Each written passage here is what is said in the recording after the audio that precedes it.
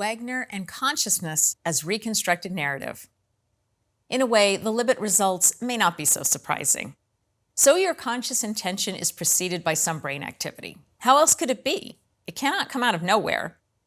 People sometimes say that the RP activity determines the movement before it happens, but we don't really know that. Given the results, it is perhaps possible that during the RP, the brain is just unconsciously considering if it should act. The action is only fully decided when the activity reaches a threshold, which is exactly when we consciously feel the intention to move.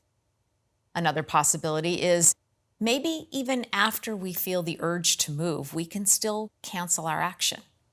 In that case, consciousness may still be very useful. It monitors our unconscious urges. Once things become conscious, we also become able to edit our plans consciously. If that's right, consciousness is causally very much relevant.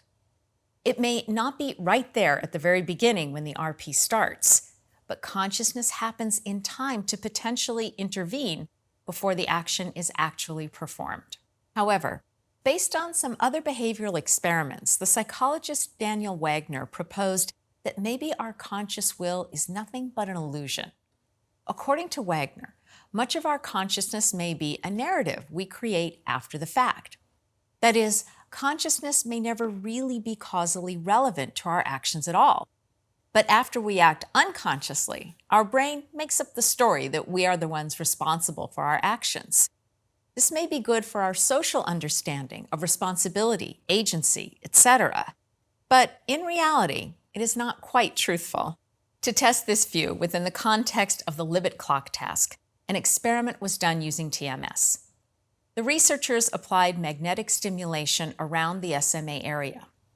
Interestingly, they applied TMS only after the action was already made.